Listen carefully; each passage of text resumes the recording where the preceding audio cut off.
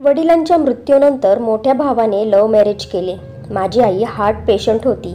एक दिवस आईने जेवताना भाजी मागितली तर वहिनीने दिली नाही, म्हणून मी आईला माझी भाजी दिली. त्यामुळे वहिनीला खूप राग आला. तिने आईला आणि मला घरातून बाहेर काढले. एवढं होऊनही माझा मोठा भाऊ काहीच म्हणाला नाही.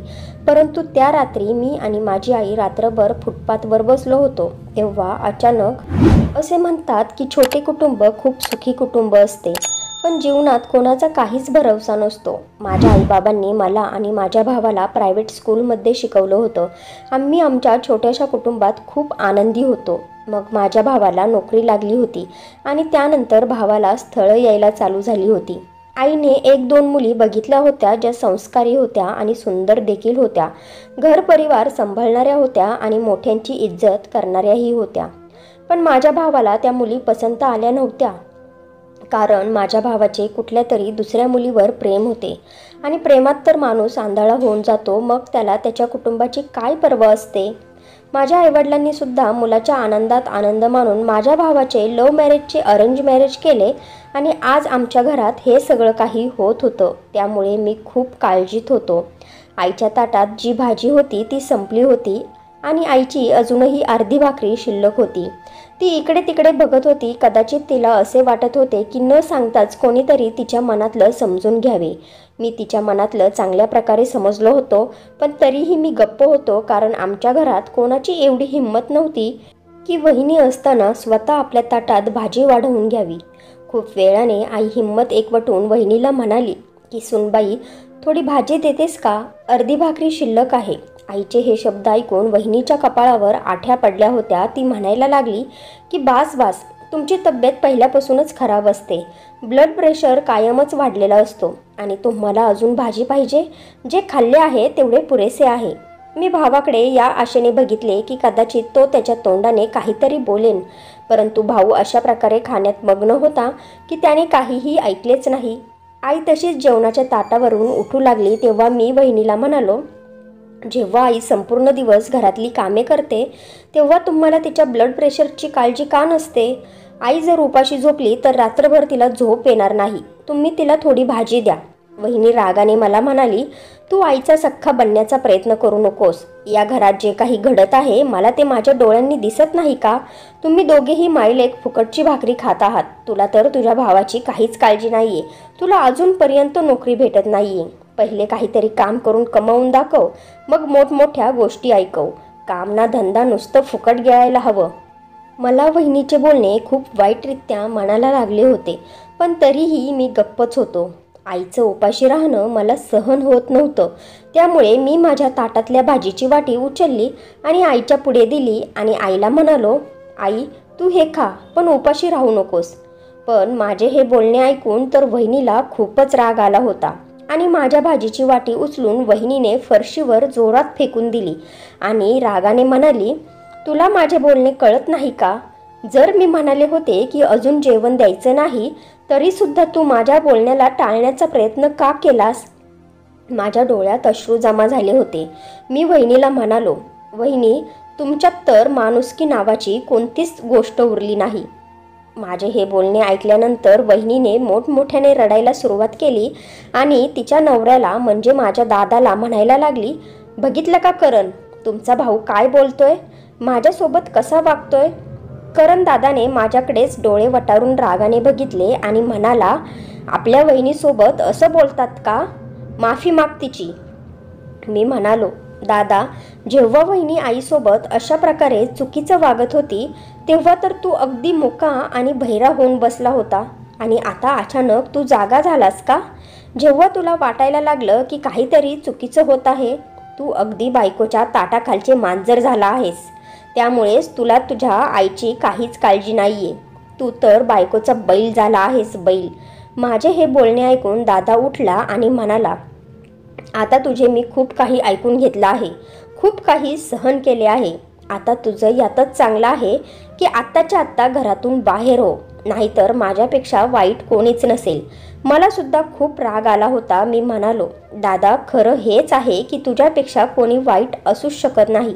दादाने माझ्या गालात जोरदार थप्पड मारली होती आणि मला घरातून धक्के देऊन बाहेर काढले होते. मी हक्काबक्का होऊन घराच्या बाहेर स्तब्ध उभा होतो, कारण मला याची आशा नव्हती. माझी आई दादाला म्हणायला लागली, काय झालं आहे करण तुला?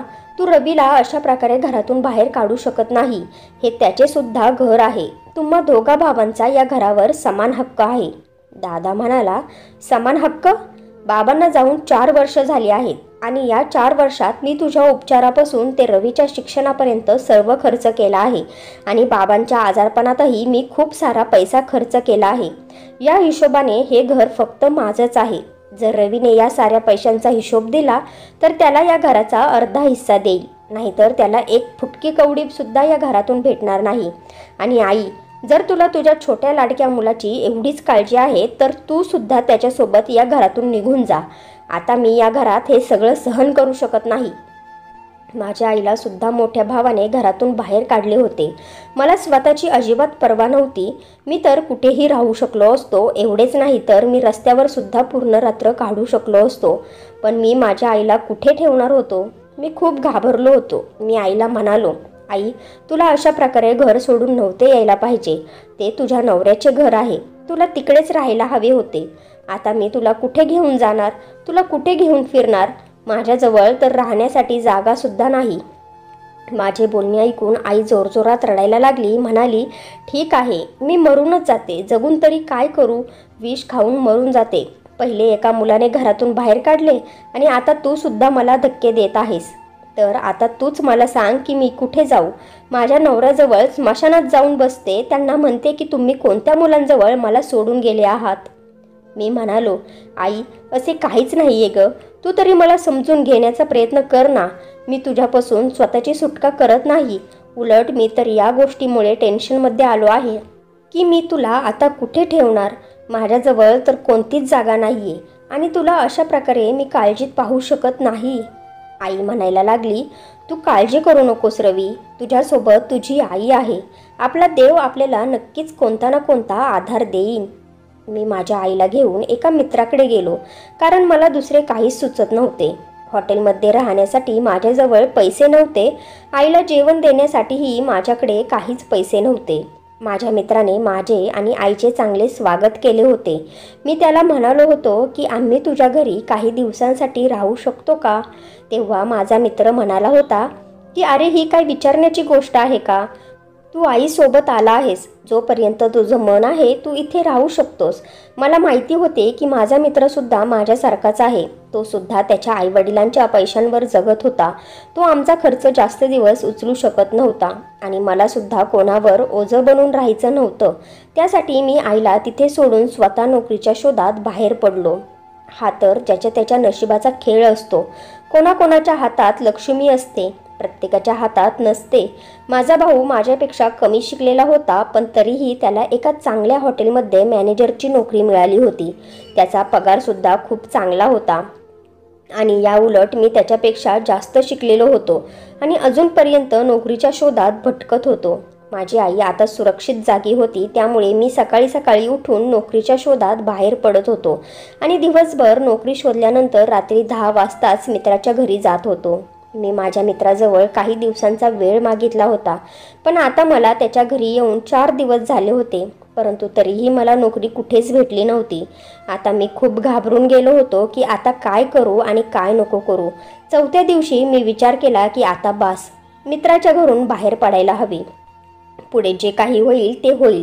देव आमची रक्षा करेन. मी नोकरीच्या शोधात कितीतरी नोकऱ्या शोधल्या होत्या. मी असे कोणतेच छोटे मोठे ऑफिस सोडले नव्हते जिथे माझा बायोडाटा जमा केला नव्हता, परंतु तरीही मला कोणतीच चांगली नोकरी मिळाली नव्हती. मी थकून भागून रस्त्यावर फुटपाथवर बसलो होतो. जेव्हा माझी नजर तिथल्या भिंतीवर लावलेल्या एका कागदावर पडली, ज्यावर लिहिले होते की कोलंबिया हॉस्पिटलमध्ये शिपायाची गरज आहे, पगार 25,000 रुपये, खाणे आणि राहणे फ्री आहे. हे वाचून माझ्या डोळ्यात पाणी आले. मी नकारार्थी मान हलवली आणि स्वतःला म्हणालो, यार रवी, हा जॉब तुझ्यासाठी नाही. माझे शिक्षण MBA झाले होते, मग आता मी एका शिपायाची नोकरी करू का?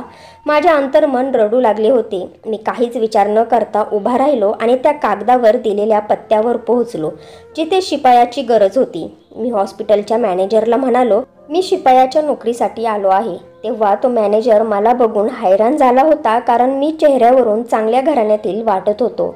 मला इंटरव्ह्यूसाठी जेव्हा डॉक्टरकडे नेण्यात आले, डॉक्टरने माझा बायोडाटा बघितला होता. ते हैराण झाले होते आणि म्हणाले की तू MBA केले आहे आणि तुला एका शिपायाची नोकरी करायची आहे?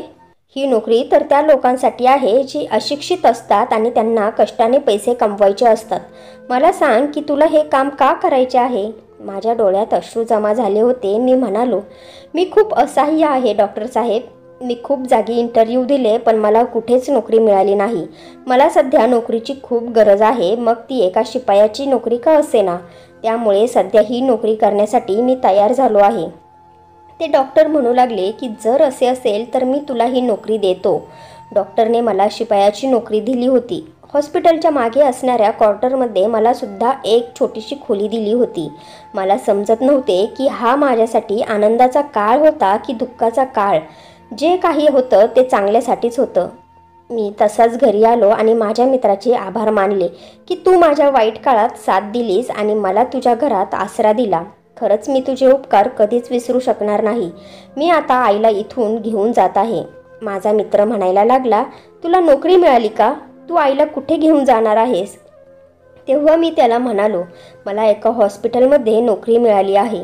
तेव्हा माझा मित्र हसायला लागला आणि म्हणाला, तू मला मूर्ख बनवू नकोस.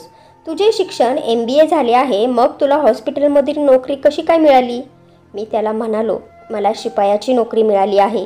हे ऐकून माझ्या मित्राच्या डोळ्यात अश्रू आले होते. तो म्हणायला लागला, यार रवी, तू अजूनही माझ्या घरात राहू शकतोस, पण स्वतःवर इतका अन्याय करू नकोस. तू तुझी नोकरी शोधत राहा. तुला नक्कीच चांगली नोकरी मिळेल. तोपर्यंत तू माझ्या घरात न घाबरता आणि कोणतीही शंका न बाळगता राहू शकतोस. मी माझ्या मित्राला म्हणालो, उलट मी तुझे खूप खूप आभार मानतो की तू मला आणि आईला इतक्या दिवस तुझ्या घरात राहून दिले आणि अशा प्रकारे माझी मदत केलीस. खरंच मी तुझे उपकार आयुष्यभर विसरू शकणार नाही. आणि आता जेव्हा मला स्वतःच्या कष्टाची भाकरी मिळत आहे, तर मला आता त्याला लाथ मारायची नाही. माझ्या मित्राने मला खूप थांबवण्याचा प्रयत्न केला, पण मी थांबलो नाही आणि आईला घेऊन त्या हॉस्पिटलच्या क्वार्टरमध्ये शिफ्ट झालो होतो. आई मला म्हणाली की तुला कोणती नोकरी भेटली आहे रवी?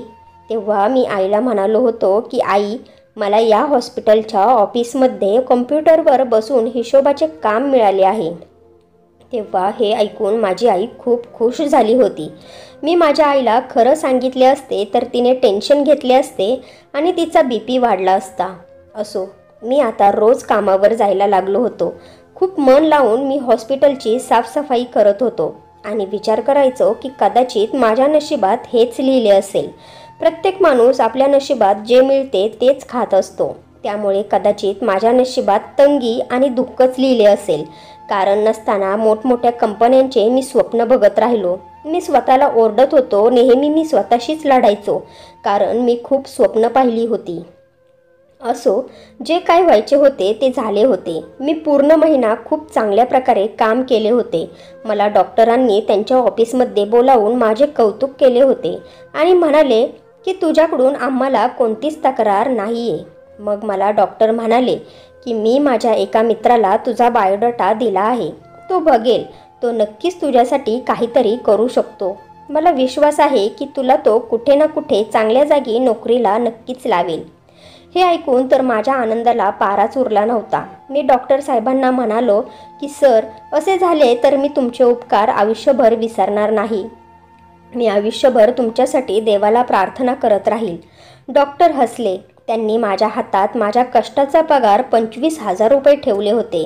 मी पटकन तो पगार घेतला आणि डॉक्टरांच्या ऑफिसच्या बाहेर निघून आलो होतो. मी माझा पगार मोजायला लागलो होतो. माझ्या डोळ्यात अश्रू जमा झाले होते, कारण बाबांच्या मृत्यूनंतर मी कधीच एवढे पैसे एकत्र पाहिले नव्हते. मी तर 500 रुपयाच्या नोटाला बघायला तरसत होतो. मी पुन्हा पुन्हा ते पैसे मोजत होतो आणि विचार करत होतो की मी सगळ्यात अगोदर घरात किराणा भरेल, कारण घरात अन्नधान्याचा मोठा तुटवडा पडला होता. मी आईला सगळ्यात चांगले आणि हेल्दी जेवण देण्याचा विचार करत होतो. तिला कमीत कमी माझ्या भावाच्या घरी 2 वेळेचे जेवण तरी मिळत होते. असो, मी ते पैसे खिशात ठेवायला लागलोच होतो की अचानक माझ्या पुढे एक महिला येऊन उभी राहिली. तिने दोन्ही हात माझ्यासमोर जोडले होते. ती मला म्हणायला लागली की देवासाठी माझी मदत कर. ती बिना आवाजाची रडत होती. तिच्या डोळ्यातून अश्रू ओघळत होते. मी तिला म्हणालो, काय झालं आहे मावशी तुम्हाला? तुम्ही एवढ्या का रडत आहात? तेव्हा ती म्हणाली, काल माझ्या मुलाचा अपघात झाला होता. मोटरसायकल भरधाव वेगाने चालवत होता. त्याने हा सुद्धा विचार केला नाही की त्याला जर काही झाले तर मी काय करणार. त्याने माझी पर्वाच केली नाही आणि आता तो ICU मध्ये पडून आहे. त्याच्या ऑपरेशनसाठी पैशांची गरज आहे आणि माझ्याकडे फुटकी कवडीसुद्धा नाही. माझे हात अगदी रिकामे आहेत. जर मी हे म्हणाले की देवानंतर माझ्या मुलाला जो कोणी वाचवू शकेल तर ते पैसे आहेत. जर पैसे असेल तर डॉक्टर त्याचे ऑपरेशन करतील, नाहीतर ते माझ्या मुलाला डिस्चार्ज देतील. मला थोडेसे पैसे दे, म्हणजे मी माझ्या मुलाचा जीव वाचवू शकेल. अशी लाचारी त्या महिलेच्या चेहऱ्यावर होती. हे बघून माझं मन सुद्धा पागळलं होतं. मी काहीच विचार न करता ते 25,000 रुपये त्या महिलेच्या हातावर ठेवले आणि म्हणालो, मी देवाजवळ प्रार्थना करेल की तुमच्या मुलाला दीर्घायुष्य देव आणि तुम्हाला मुलाचे दुःख दाखवू नये. ती महिला खूप खुश झाली आणि आशीर्वाद देऊन पुढे निघून गेली. आता ती दुसऱ्या माणसापुढे हात जोडून आपल्या मुलासाठी पैसे मागत होती. त्या क्षणी माझ्या मनात विचार आला की माझ्याकडे जर एवढे पैसे असते तर मी त्या महिलेला पूर्ण मदत करू शकलो असतो. मग मला वाटले की मी स्वतः हॉस्पिटलच्या वरिष्ठ डॉक्टरांकडे, कर्मचाऱ्यांकडे या महिलेसाठी पैसे मागतो. मी क्षणाचा विलंब न करता त्या वरिष्ठ डॉक्टरांकडे गेलो आणि त्यांच्यापैकी प्रत्येकाला त्या महिलेचे दुःख सांगून पैशांची मदत मागितली. प्रत्येकाने मला थोड्या ना थोड्या पैशांची मदत केली. मला खूपच आनंद झाला की चला, मी हे पैसे त्या महिलेच्या हातात दिल्यावर तिला खूप आनंद होईल. मला जेवढ्या पैशांची मदत झाली होती मी ते सगळे पैसे जमा केले. मी त्या महिलेला हॉस्पिटलमध्ये शोधले आणि ते सगळे पैसे तिला दिले आणि सांगितले की मी हॉस्पिटलमधील इतर लोकांकडूनही पैसे गोळा केले आहेत. आता तुम्ही त्या डॉक्टरांकडे द्या, जेणेकरून ते तुमच्या मुलावर उपचार सुरू करतील आणि बाकीच्या पैशांची व्यवस्थासुद्धा देव नक्कीच घेईल. ती महिला पटकन पुढे आली आणि माझे हात घेऊन तिच्या डोळ्यांना लावले आणि म्हणाली, देव तुला याच्या बदल्यात खूप काही देईल. देव तुला करोडपती बनवेल. त्या महिलेचा आशीर्वाद ऐकून मी स्मित हास्य केले आणि पुढे निघून गेलो, कारण मला माहिती होते की करोडपती होणे माझ्या नशिबातच नव्हते. पण सध्या तर मला वाटत होते की 2 वेळीची भाकरीसुद्धा माझ्या नशिबात नाही, कारण आज मला जो पगार मिळाला होता तोही मी त्या महिलेला दिला होता आणि आमच्या घरी राशन नावाची कोणतीच वस्तू शिल्लक नव्हती. मी घरी गेलो तर आई माझी वाट पाहत बसली होती. ती मला म्हणाली, बाळा तू काय आणलं आहेस? तेव्हा माझी मान शरमेने खाली झुकली, पण मी माझ्या आईला खोटा दिलासा दिला की आई, मला आज पगार भेटलाच नाही, उद्या भेटेल, तू काळजी करू नकोस. आईने माझ्याकडे पाहिले आणि मग शिळी चपाती चहाबरोबर खायला लागली. आईसाठी लोणचे चांगले नव्हते, कारण तिला बीपीचा त्रास होता. माझे मन तुटले होते, पण मी तरी काय करू शकत होतो. असो, मी न जेवताच अंथरुणावर पडलो. आई म्हणायला लागली की काहीतरी खाऊन घे बाळा, असं उपाशी पोटी झोपू नये. तेव्हा मी आईला म्हणालो, आई मला भूक नाहीये. आईला माहिती होते की मी काळजीत आहे, त्यामुळे आई मला म्हणाली, बाळा चिंता करू नको, देव आपल्याला भरपूर काही देईल, तू काहीतरी खाऊन घे. मी आईला म्हणालो, आई मला खोटा दिलासा देत नको जाऊस. देव आपल्याला काहीच देणार नाही. आपण दोघे असेच आयुष्य घालवणार आहोत. हे ऐकून आईने माझ्या डोक्यात एक टपली मारली आणि म्हणायला लागली, आज नंतर अशा निराशाच्या गोष्टी बोलू नकोस. देवाच्या हातात सर्व काही आहे. तो ज्याला पाहिजे त्याला देऊ शकतो आणि ज्याच्याकडून हवे त्याच्याकडून हिसकावून सुद्धा घेऊ शकतो. आई माझ्याशी बोलतच होती की घराचा दरवाजा वाजला. मी दरवाजा खोलला तर समोर 2 माणसं उभी होती. त्यांनी कोट घातले होते, चेहऱ्यावर चष्मा लावला होता आणि हातात महागातले घड्याळ होते. त्यांच्या पाठीमागे खूप मोठी गाडी उभी होती. मी त्यांना म्हणालो, माफ करा पण मी तुम्हाला ओळखत नाही. तेव्हा त्यातला एक माणूस म्हणाला, काळजी करू नका, तुम्ही आम्हाला ओळखत नाही, पण मिस्टर रवी आम्ही तुम्हाला खूप चांगल्या प्रकारे ओळखतो. तुम्ही या चाव्या पकडा आणि हे कागद घ्या. मी म्हणालो, तुम्ही मला ह्या चाव्या आणि हा कागद का देत आहात? तेव्हा तो म्हणाला की तुमच्यासाठी एक सरप्राईज आहे आणि घरात जाऊन आरामात खुर्चीवर बसून हे पत्र वाचा, नाहीतर चक्कर येऊन खाली पडसाल. त्या माणसाचे हे बोलणे ऐकल्यानंतर मी खूपच हैराण झालो होतो आणि पटकन तो कागद हातात घेतला होता. माझे हृदय जोरजोरात धडधड करत होते. मी ऐकले होते की श्रीमंत माणसं चांगली नसतात. माहिती नाही हे लोक मला का कागद आणि चाव्या देत होते. त्यांना माझ्याकडून काय हवे होते. मी विचार केला की कदाचित हा माणूस माझ्या बरबादीचे कारण बनेल. मी खोलीत आलो तेव्हा आई म्हणाली, बाळा, दरवाजावर कोण होतं? मी गप्पच होतो. तेव्हा आईने माझ्या हातात कागद बघितला तर ती म्हणायला लागली की हे काय आहे बाळा? मी आईला म्हणालो की आई, 2 अनोळखी माणसं बाहेर दरवाजावर आली होती. त्यांनीच मला हा कागद दिला आहे. मला तर स्वतःलाच हे माहिती नाही की हे काय आहे. आई म्हणाली, अरे मग खोलून तर बघ काय आहे ते, काय लिहिले आहे त्याच्यावर. मी आईला होकार देऊन तो कागद खोलायला लागलो, पण खरं हे होतं की माझी हिंमतच होत नव्हती. असो, मी तो कागद खोलून वाचायला लागलो तर त्याच्यावर लिहिले होते की मिस्टर रवी, मी आज तुला कोलंबिया हॉस्पिटलमध्ये बघितले होते. तू एक शिपायाची नोकरी करत आहेस. तुला आज पगार भेटला होता आणि तू एक गरीब महिलेची मदत केली आणि मग बाकीच्या स्टाफकडून त्या महिलेला मदत करण्यासाठी त्यांच्याकडे मदत मागितली होती. हे सगळं मी माझ्या डोळ्यांनी पाहिले होते. तेव्हा मी तुझ्यावर खूप प्रभावित झालो होतो. म्हणून मी विचार केला की तुझी माहिती गोळा करून घेतली पाहिजे. मग मला माहिती पडले की तू एक चांगला शिकलेला तरुण आहेस, पण तुला तुझ्या भावाने घरातून बाहेर काढले आहे आणि तू एक शिपायाची नोकरी करत आहेस. उद्या संध्याकाळपर्यंत तू या पत्त्यावर ये. तुझ्यासाठी एक खूप मोठे सरप्राईज तिथे आहे आणि तेव्हाच तुला कळेल की या चाव्या कोणत्या वस्तूच्या आहेत. पत्र वाचून मी खूप खोल विचारात मग्न झालो होतो. मला अशा प्रकारे बोलवणारा कोण असू शकतो? मला भीतीसुद्धा वाटत होती, कारण आजकाल तर खूप फ्रॉड होतात. ते लोक तर आमच्यासारख्या गरिबांना लुटायला सुद्धा मागे पुढे पाहत नाही. आई म्हणायला लागली, रवी, त्या कागदावर असे काय लिहिले आहे की ते वाचून तू एकदम काळजीत पडला आहेस? मी संपूर्ण पत्रात लिहिलेला एक एक शब्द वाचून आईला ऐकवला होता. आईसुद्धा घाबरली होती. ती मला म्हणायला लागली की रवी, तू आज मला खूप खुश केले आहेस. मी नेहमी हेच समजायचे की कदाचित माझ्या संस्कारात काहीतरी कमी राहिली आहे, म्हणून करण माझ्यासोबत अशा प्रकारे वागला. कदाचित मीच तुम्हा मुलांना चांगले संस्कार आणि शिष्टाचार शिकवू शकले नाही.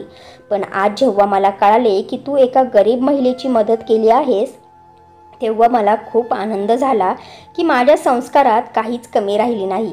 हे तर करण आणि त्याच्या बायकोची नियत अशी आहे. मी देवाची आभारी आहे की माझ्या आयुष्यात असा दिवस तू मला दाखवलास. मी आईचे हे बोलणे ऐकून गालातल्या गालात हसलो होतो. असो, सकाळी मी माझ्या कामावर गेलो होतो. माझे त्या पत्त्यावर जाण्याचे मनच करत नव्हते, कारण मला खूप भीती वाटत होती. जर त्या लोकांनी माझ्यासोबत फ्रॉड करण्याचा प्रयत्न केला तर मी काय करणार होतो? हॉस्पिटलमध्ये अर्धा दिवस साफसफाई करत राहिलो, पण माझे लक्ष पुन्हा पुन्हा त्या पत्रात लिहिलेल्या शब्दांवर जात होते. मी विचार केला की खरंच जर मी त्या पत्त्यावर गेलो आणि मला मोठे सरप्राईज भेटले तर? प्रत्येकासोबत फ्रॉड होईल असे काहीच नसते ना. मी खूप हिंमत एकवटून त्या पत्त्यावर पोहोचलो. तिथे जाऊन पाहिले तर ते एक मोठे रेस्टॉरंट होते. मी त्या रेस्टॉरंटमध्ये गेलो. तिथल्या वॉचमनने मला विचारले की तुमचे नाव काय आहे? तेव्हा मी त्याला माझे नाव रवी आहे असे सांगितले. तर तो मला म्हणाला, अच्छा, म्हणजे तो कोलंबिया हॉस्पिटलमधला रवी का? मी पटकन हो मध्ये मान हलवली. तर तो मला परत म्हणाला, आमचे बॉस तुमची वाट बघत आहे. मी तुम्हाला तिकडे घेऊन जातो. वॉचमनचे हे बोलणे ऐकल्यावर मी हैराण झालो होतो, पण तरीही मी त्याच्यासोबत चालायला लागलो. पुढे गेल्यानंतर त्याने मला एका सेक्रेटरीच्या हवाली केले आणि म्हणाला की रवी सरांना आपल्या बॉसजवळ घेऊन जा. तो सेक्रेटरी मला बॉसच्या रूममध्ये घेऊन गेला होता. ती खूप मोठी खोली होती आणि इतकी थंड रूम होती की माझ्या अंगावर थंडीने काटा आला होता. तो समोरचा माणूस मला म्हणाला, तू मला ओळखत नाहीस, त्यामुळे मी तुला आधी माझ्याबद्दल सांगतो. माझे नाव सदाशिव पाटील आहे. मी याच रेस्टॉरंटचा मालक आहे. मला हे रेस्टॉरंट तुझ्या नावावर करायचं आहे. त्यांचे हे बोलणे ऐकल्यानंतर मला खूप मोठा आश्चर्याचा धक्का बसला होता. मी हैराण झालो होतो आणि त्यांना म्हणालो, तुम्ही माझ्यासोबत अशा प्रकारची चेष्टा मस्करी का करत आहात?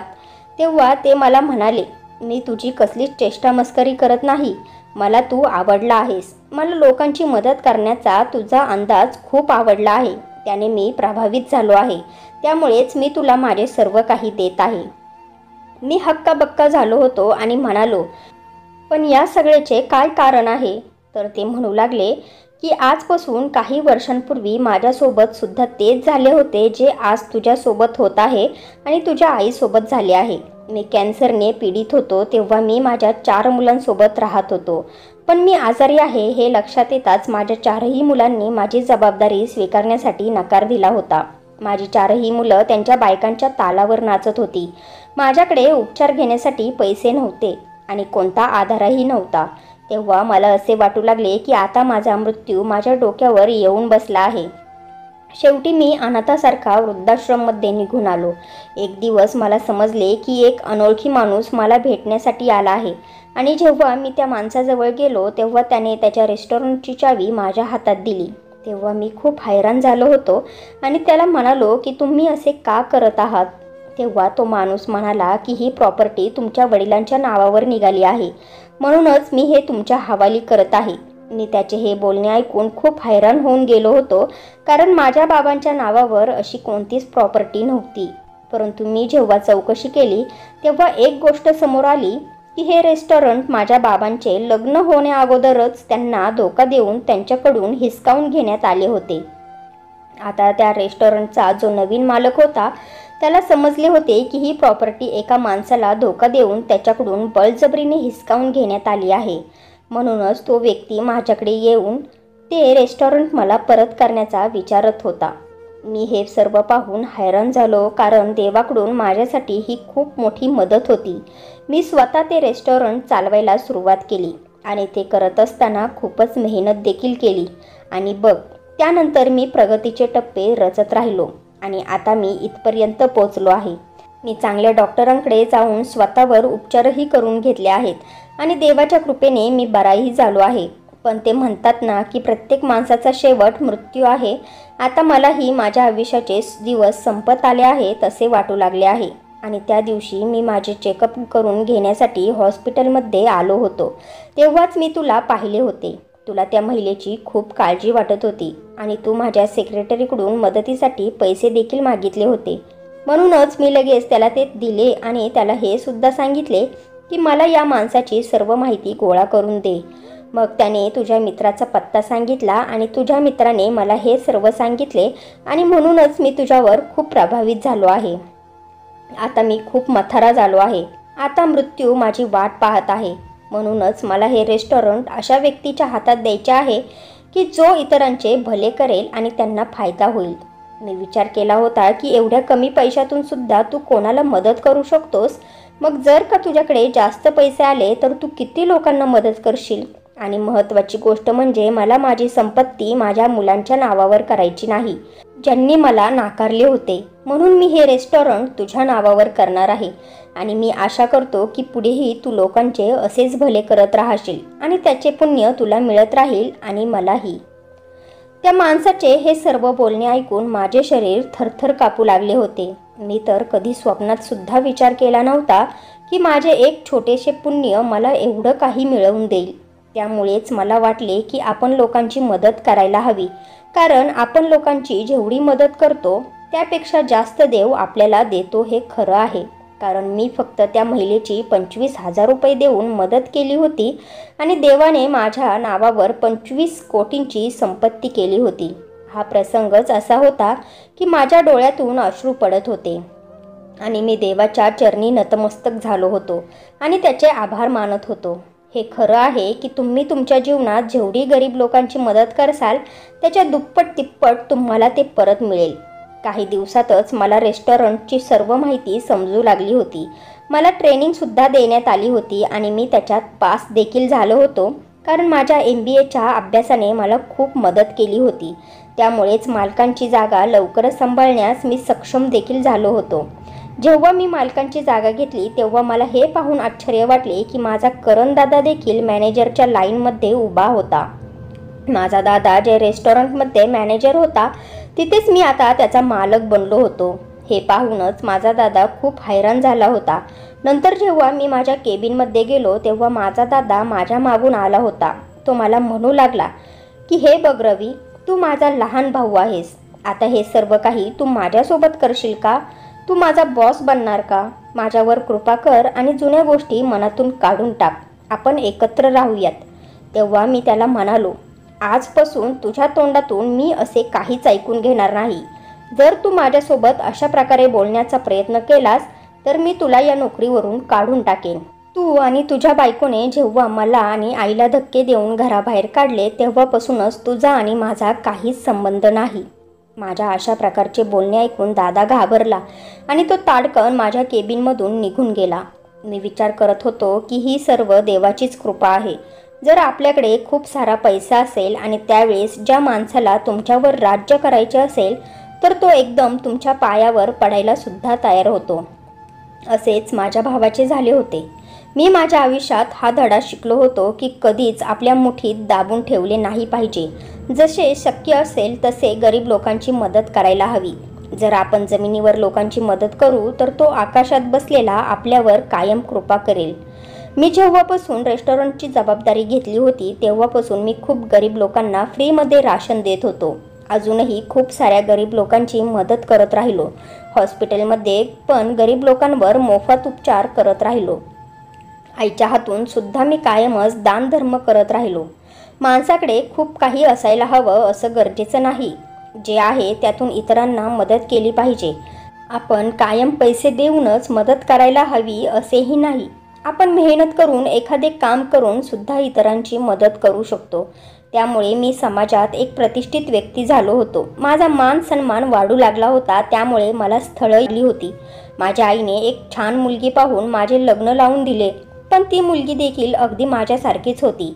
आजारी, गरीब, अनाथ मुलं आणि वृद्ध माणसांची तिला खूप दया येत होती। ती वृद्ध माणसांची खूप सेवा करायची।